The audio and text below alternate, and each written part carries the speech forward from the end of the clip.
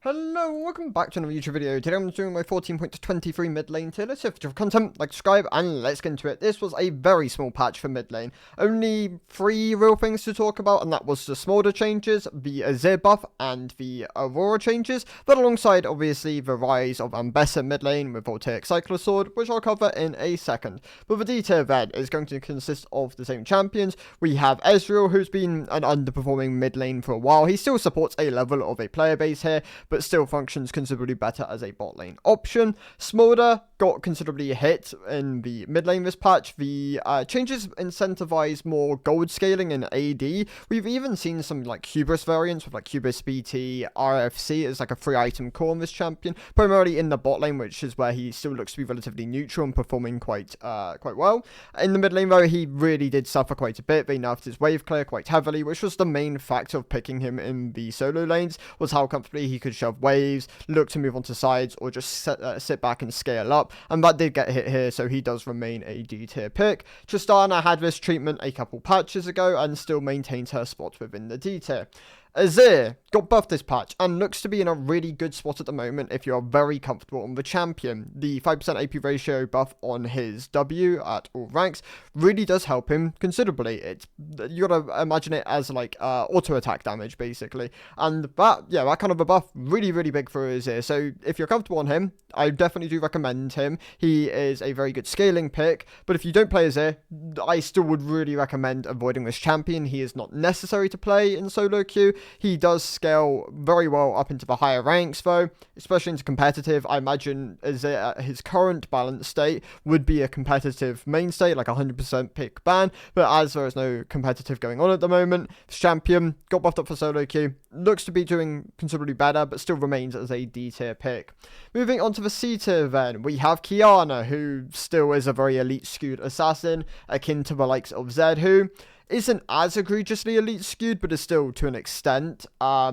Also more frustrating and tends to support very high ban rate, which is why his win rate isn't ever really allowed to go that high, the ban rate does end up rising quite aggressively. Twisted Fate's been pretty bad for a while. He is one of the champions which I feel like Riot have really missed the mark on over the last couple of splits, where we had the rise of top lane Twisted Fate, which then has basically been deleted from the game, and they kind of took mid lane Twisted Fate with it, and he's just not really been performing that well ever since the utility build also got hit slightly. So could probably do with a bit of love, but at the moment is going to remain in the C tier. Katarina, very one-trick dependent. She has, I believe, the most mains in the game. I think Freak said something about that, how she is like the most mains champion in the game, which is why she really struggles to support like a good win rate, because of just how well versed her player base is at playing her. She's still slightly under the bar though at the moment. Especially for new players, like I would really recommend sinking a lot of time into Katarina if you are planning on picking her up. If you're comfortable on her, she's in an okay spot. Like, you can win consistent games on her. Just not something I'm really going to recommend towards the more mid to low elo player base.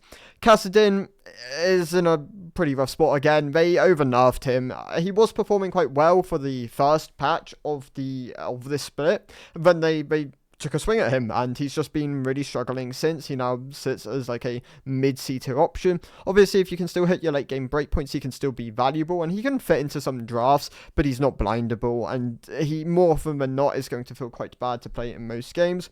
Corki has been shifted more towards being a bot laner. They've quite aggressively gone after his level scaling in the last set of nerfs, and it's hurt him. As a mid lane option, he's really not doing quite as well anymore. As a bot lane option, he's still decent. He's no longer like OP as he was in the previous patch, but I would recommend playing him there. He looks to be doing a lot better, has some different keystone options for him. Well, that's like your Conquerors, your Halo Blades. It really comes down to what you feel comfortable on in the bot lane, but yeah, in the mid lane, definitely struggling a considerable amount more. Yone and Yasuo both got hit by the Bork nerfs. I believe Yasuo got a slight compensation, and Yone was, slightly nerfed before then, with the W damage going slightly down. Overall, these two champions have been in a better spot. They're both very, I'd say balanced at the moment, as they are high skill cap mid laners, where if you put a lot of time into them, you'll very much still be rewarded. Good AD options here, but no longer as go-to as necessary to pick at the moment. I would kind of consider some of the other AD options over them. But yeah, if you're they're very popular picks, and if you're very comfortable playing them, then you should. But there are very good answers to them. Obviously, some of which come to mind are like your Renekton's, which can be flexed into the mid lane, your Vexes, and then other things like Pantheon with your point and click CCs.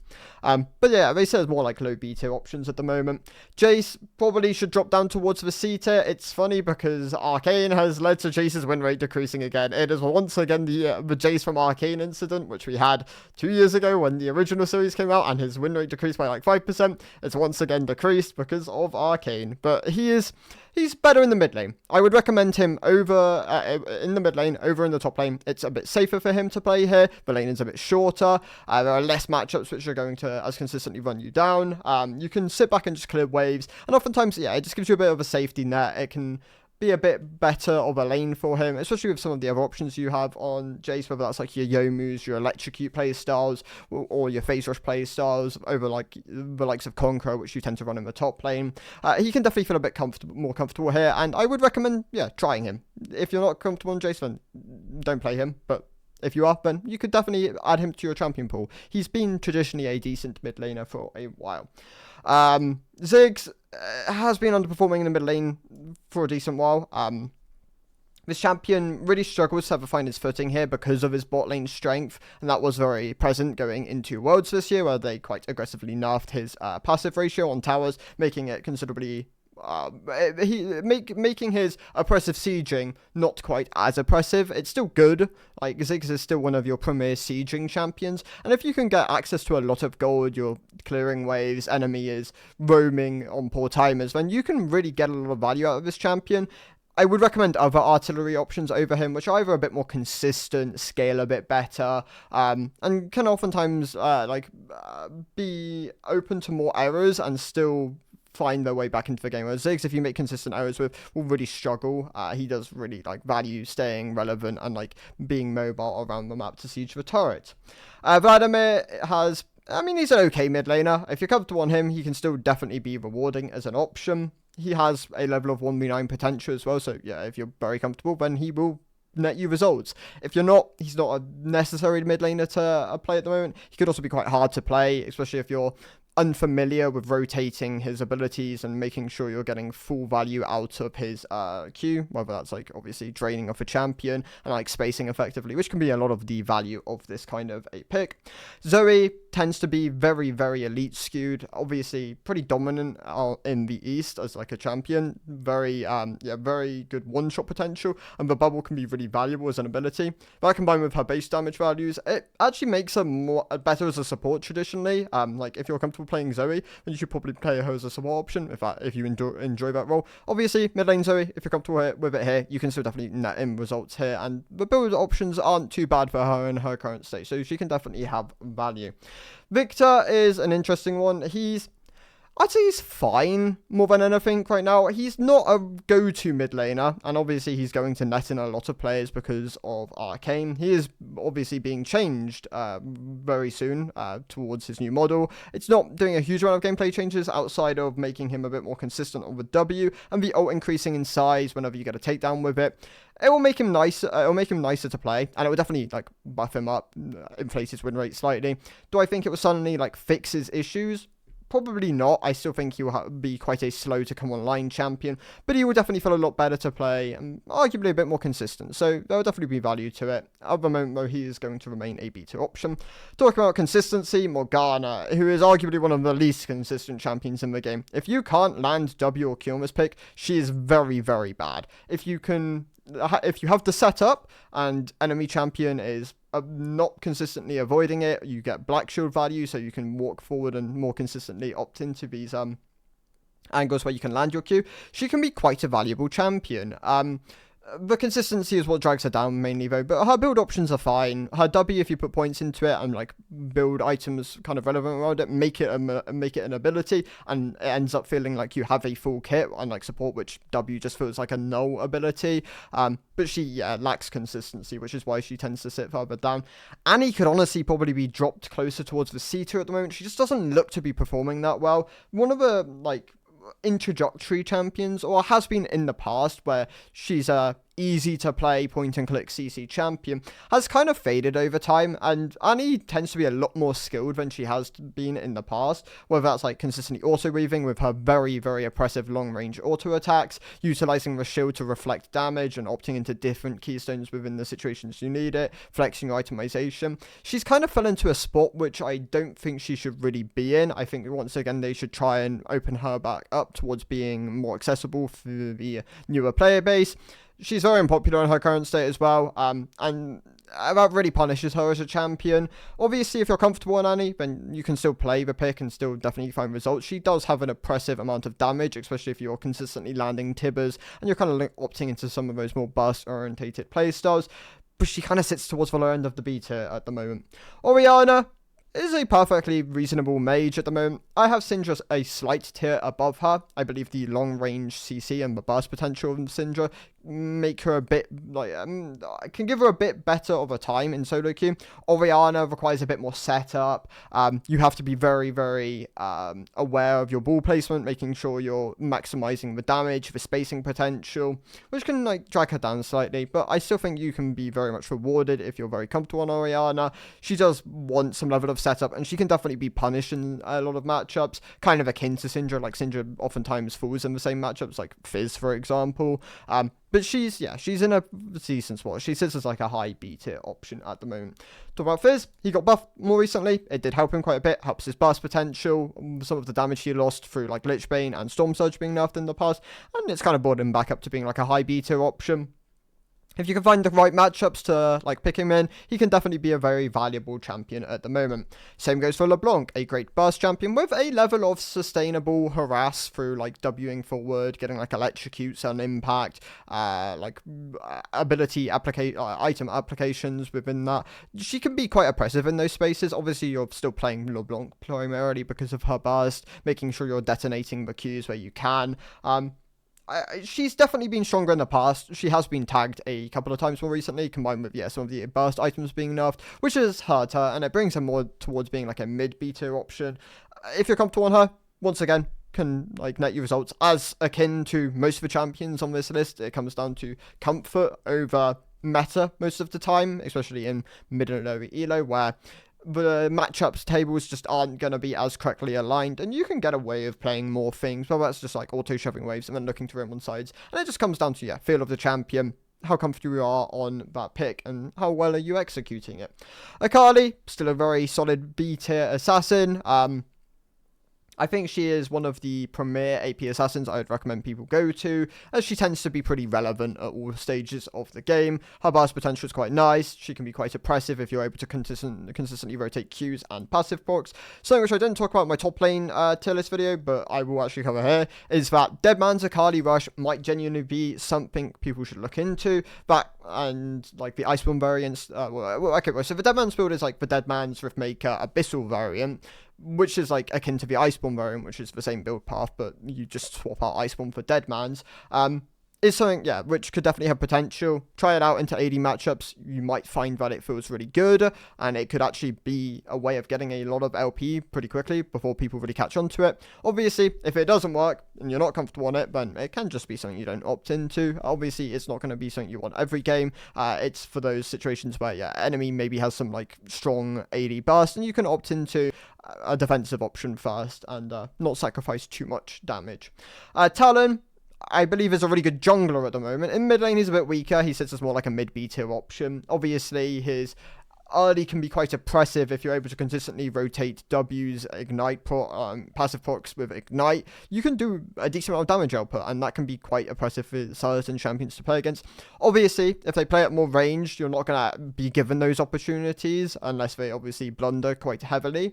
But there is definitely value to this champion's roaming potential. He scales relatively well. If you're opting into like a bruisery playstyle, then there is definitely value within that aspect as well. And I think he's definitely a bit better than he has been in the past. Do I still think he's like a high pick in the mid lane at the moment? Probably not. He probably still sits as like a mid to high B tier option, but he's definitely doing a bit better at the moment. Silas has definitely fallen the other way down, where he went from being like an S tier pick to more like a B tier pick at the moment. They nerfed him obviously nothing his health growth does impact mid and low elo more than high elo, where game duration is going to be longer.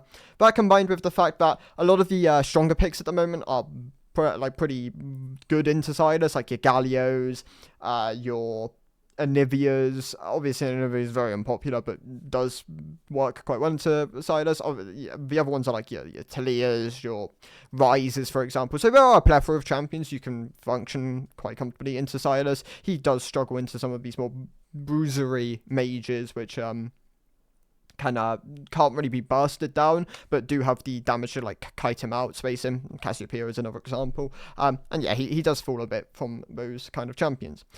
Teemo has been added to the mid lane tier list. So I originally was kind of hesitant adding Teemo. He gained a decent amount of play rate when he had his ASU, and I was like, I'll probably fade back down. It would just be like kind of tourists of the champion, but he's maintained a level of pick rate in the mid lane, and mid lane Teemo has been decent. It's not suddenly new by any means. Like, people have played it in the past, and there's definitely been viability for it. It's better into some of the melee matchups, or matchups where you get more blind value. It's going to struggle into those AP matchups, but oftentimes you can just drop a Shroom on the wave, push it out, and then look to play for objectives, look to play onto sides. He's a pretty good mid laner, and if you like Teemo, then I would definitely recommend trying him in this role, alongside the other 3 roles he can play in, and still works quite well. Support, mid lane, jungle, top, all 4 roles work, like Teemo works quite well in. So he's a very flexible champion. I'd have him in the A tier for the moment for the mid lane tier list. Syndra, I've kind of already spoken about, but I believe she's still slightly more consistent than Orianna. Her burst is still very, very nice, and you can definitely have games where you can feel quite oppressive. Obviously, where Syndra's going to struggle into some of those tankier champions where she can't really functionally go the burst build. But we have seen some like Blackfire Cosmic variants, so it's definitely worth trying around with some of these champions, seeing what builds work and whether you can kind of opt into them in more games. But obviously, if they aren't going to be, if you're not as comfortable on them, then you can just play them in the matchups where you feel like the best when playing these champions. Kayle is going to be removed because no one plays her champion. She still functions as like an A-tier mid laner, so if you do want to play it, then you can play it. Obviously, her base magic resist has been nerfed quite aggressively, which is why oftentimes she can feel quite hard to play in this lane, but it's safer, it's shorter. You're not going to get as consistently frozen on and then just like shoved off the wave. She can function as a good A-tier pick here. Echo, Diana, both sit next to each other, both pretty good burst assassins in the mid lane. Obviously, Diana incredibly early game skewed, playing around that like the Q harass playstyle with like Scorch and then like diving in with Electrocute when you put people in burst angles. But you have other keystone options for you, like your phase rushes, your summon Ares. She's a pretty good mid laner at the moment. Echo, on the other hand, also has a fallback pattern with the E Halo Blade start into people who are very unsuspecting of it. It can be quite a valuable playstyle. Or you just go for standard like variations of builds, like your Electrocutes, and you play around like burst orientated builds, and then you stable throughout the game and really spike mid game where you can consistently hit and run. Like you burst the first target down, you drop your ult, and yeah, you can just back out the fight. Overall, yeah, both these champions pretty solid A-tier options at the moment. Aurelia definitely doing a lot better in the mid lane. She had those, she had a decent amount of buffs kind of push her way, whether that was the tower taking buffs or the QAD ratio buffs. I believe there was one other one in amongst there, which I can't remember off the top of my head, but yeah, she did receive some buffs because obviously she got nerfed down because of Bork being hit. And overall, yeah, she finds herself in the A tier at the moment. If you're comfortable on Aurelia, she tends to operate pretty well in the mid lane. In top lane, she's a lot more matchup dependent. Like, you can have some really, really polarizing matchups in the top lane, which either you dominate in or you can be completely demolished in. But yeah, in mid lane, she tends to be a bit more neutral in a lot of situations, but she will still have good and bad matchups, obviously. She does sit as like a low A tier option at the moment. Not a champion I'm going to recommend playing if you don't already play her, but if you want to put the time in, then she can definitely be a very valuable champion to have in your arsenal. Is she the best AD mid laner at the moment? Probably not, but she can still definitely function here. Lissandra, very, very matchup dependent, great shutting down short range melee options, has good burst orientated builds, and she can definitely function into and like the current like mid lane kind of play champion pool, I guess you could say. Is she a bindable champion? No, you don't want to blind Lissandra. She'll get outranged by artillery and some of the burst mages, and that can definitely be a lot harder for her to play into. But she does have like fallback patterns, and she really wants to play into assassins, really wants to play into short range melee matchups, and that is where she is going to really be like a good addition to your champion pool. Vel'Koz is a good mid laner. This champion got buffed more recently, and he really benefited from those buffs. It allows him to more consistently utilize his ult to chunk people out, rather than only using it as like a way of finishing people off. That combined with the E being up a bit more often, just gives him a bit more of a like safety net, and that can really allow him to kind of push more for damage and for just continuous harass. Do I think he's the best artillery option in the mid lane? Probably not at the moment. I would still kind of have like Xerath around the same kind of like slightly above. I think Xerath is still the premier artillery option here, but both of them, pretty very, like in a good spot at the moment. And like if you do want to play artillery, you have both these champions there for you.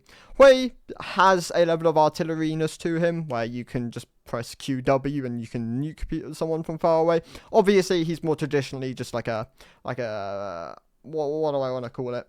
He's not a burst mage. He's like a harass. I mean, he plays around his harass. He is like a poke mage. Like he's like a level of artillery. That is probably where you would actually class him more now when I think about it.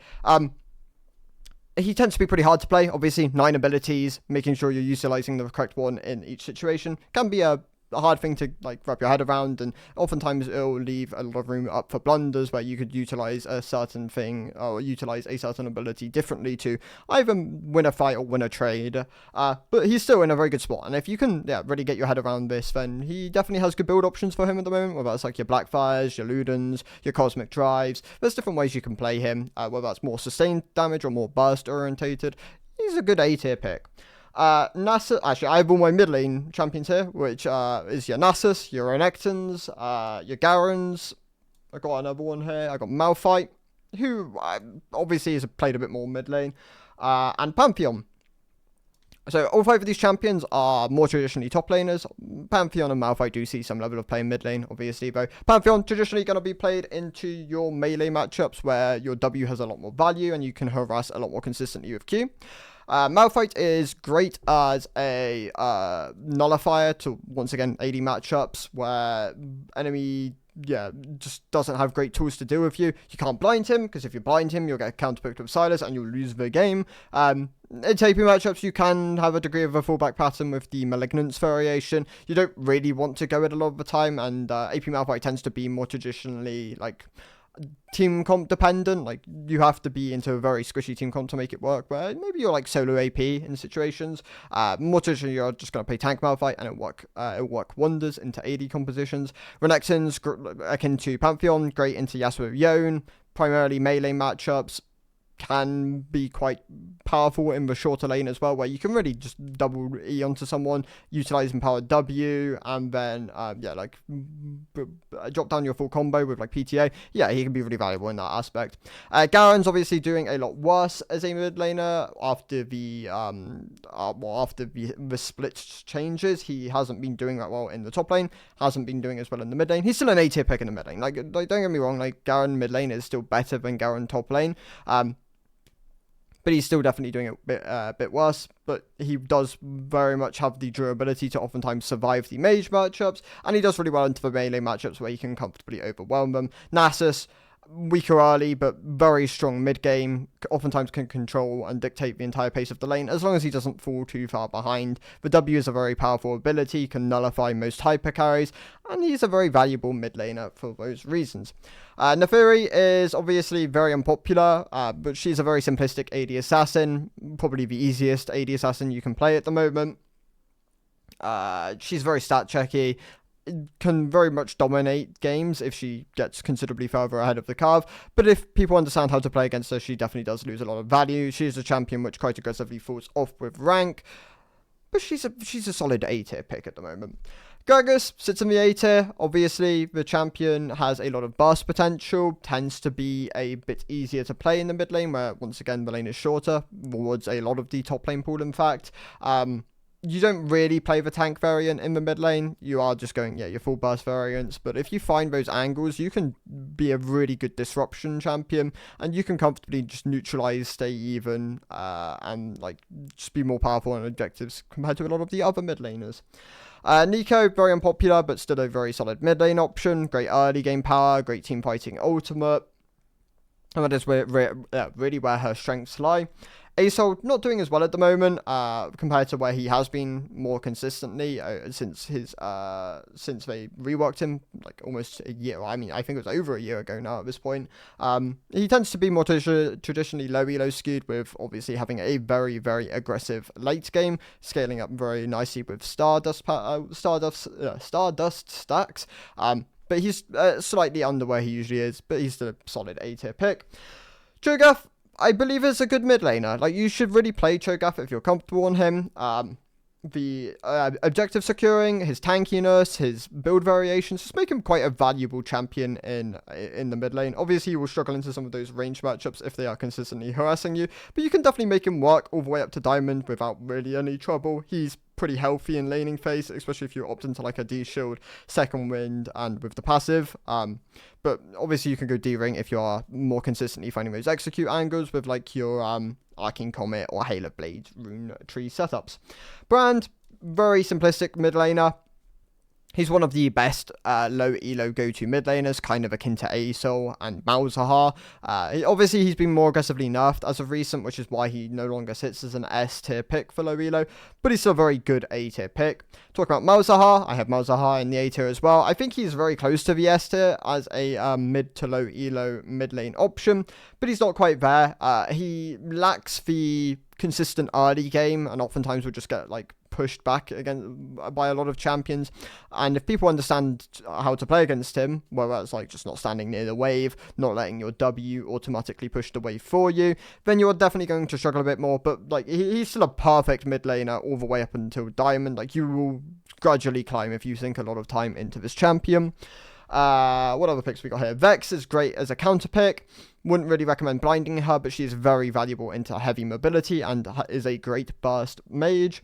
Ryze is great into short range matchups. He will oftentimes lose into artillery and burst mages though, so that will be where his biggest weaknesses lie, just range more than anything.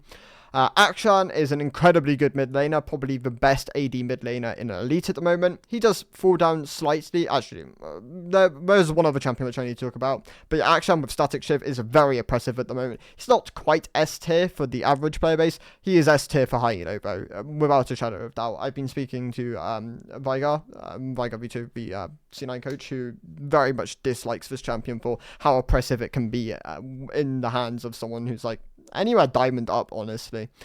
Heimerdinger sits as like a solid A tier option. Obviously very niche. I'd have him as like a mid A tier option more than anything. His wave clear combined with the objective control and scaling make him very oppressive. He is going to struggle into artillery and range for the most part unless he is able to consistently burst them down and has the setup, which obviously relies a bit more on teammates, but he's a very good mid lane option. I'd have him like here, for example. What else we got? Talia, also still pretty good in the mid lane, kind of akin to Vex, great into short range, heavy mobility, where she can really utilize the E and her high damage, shorter range spells. Will once again lose to artillery akin to something like a Ryze, for example, but good in like her specific matchups. And then the S tier. So Ambessa is going to lead us off. Actually, I'm missing one champion. Aurora's going to go up to the A tier. The changes this patch did help her across the board, and she is now a pretty solid mid to low elo champion. Still not what I'd recommend as a go-to option, but if you put a lot of time into Aurora, she would definitely help you climb the ranks, and you should hit she would hit like S tier if it was like a pure diamond list, and then she's still probably sitting around S tier once you go Masters Plus, for example. So definitely does scale still quite aggressively with rank. And Bessa looks to just be overpowered at the moment, especially within the mid lane. over time, this champion, when people like learn its mastery curve, sink the time into it, will definitely be a good S tier pick, especially for average play. For high elo, she is already probably an S plus mid laner, especially with like the Voltaic Cyclosword variant. People are still defaulting on Eclipse. I would really recommend trying out some of the other builds, see what you're comfortable on, and yeah, she looks to be a pretty good mid laner. Put some games into her before you take her into ranked, and you should find good results, akin to a lot of the other picks within this tier list. Veigar definitely doing quite well at the moment, especially in low elo. That is where he does tend to find a lot more success, where he's allowed to consistently free scale, utilize full value of the cage, and that's just the main kind of like premise of Veigar, just scaling. If you can get a lot of AP and you get levels, so you get the AP ratio buffs on your Q, your W, for example, and your R, then yeah, he'll be very oppressive later on into the game. Oftentimes just one-shot targets outright, and he can be a really valuable champion in that aspect. He does fall off aggressively with rank though, so do be cognitive of that. Lux, still a great burst mage. Obviously, the same thing goes for Lux every patch, where she has great wave clear. You can shove waves very onto sides, and oftentimes you can utilize that power to just completely take over the map. Obviously, if the enemy laner has some way of mitigating your ability to roam, whether that's because they have their own roaming tool, or they like deny you from being able to shove the wave, then she can struggle a bit more in those matchups. But oftentimes people just won't really understand how to play against this champion. It has pretty hard to dodge AoE skill shots, and yeah, she can be really valuable in that aspect. Galio, I love Galio as a champion. I think he is in a great spot at the moment, great into most of the AP matchups. Obviously, you will want to ban an AD champion when you're playing Galio.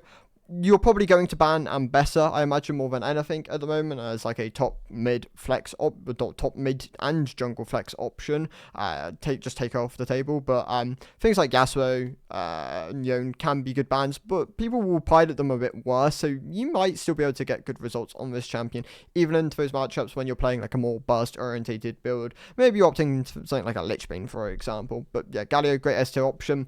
Nivea, Cassiopeia serve relatively similar purposes, where they are great into short range champions. We'll struggle a bit more into artillery, but people won't understand how to play against their high DPS, their wave clear, and we'll just enable them to like kind of play the game how they want them to play, which can be quite oppressive and quite a valuable thing for these two champions to have.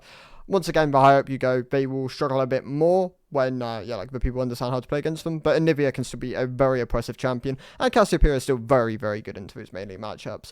Swain is probably my pick of the patch. He obviously got buffed quite aggressively going into 14.22. They didn't nerf him in 14.23. I imagine we'll nerf him in 14.24, but obviously this is a 3-week patch, so he will stay stronger for a bit longer. So if you want to put time into Swain, he's probably the champion I'd recommend you go to. But I should probably talk about Ahri first, who is still a great standard mage. Like, if you want someone with a bit more mobility, pretty good burst damage at the moment, which oftentimes is what gatekeeps or enables Ahri to be good and competitive. It's just how much damage does she do. Like, if Ahri can't consistently kill her target, then she struggles a lot more and definitely falls down lower, but her damage is high enough that she can function in the current meta, and she's a very good S tier pick. But yeah, Swain, once again, my recommended go-to pick. Blackfire Torch, Cosmic Drive as your 2-item core. He's in a really good spot in his current state. I'll probably say Swain and maybe Ambessa are like the S plus champions, but Ambessa is definitely a bit harder to play, and you want to put a bit more time into her. If you're not comfortable on Ambessa, then I'd probably say Galio is great, because he's a very good as like an anti-meta option, especially if you are bringing him primarily out as a counter pick. Obviously, blind Galio just not going to have as much success. Swain will also struggle into matchups where they can consistently kite him out and just not allow him to maintain ult uptime, but he's still in a very good spot at the moment. So Swain, gonna be my S tier, S plus pick of the patch. If you're comfortable on a lot of the S tier though, they will still net you incredible results. A tier has some easier to play champions like your Malzahar, your Brands, your ASOS, which kind of enable them to keep up with the rest of the pool. So if you just want something you can like kind of almost first time in ranked, then yeah, those are the kind of champs I'd recommend playing, especially sub Emerald, where you can get away with like picking some of these picks. And those are my thoughts. So thank you guys for watching. I'll see you in the next one. Goodbye.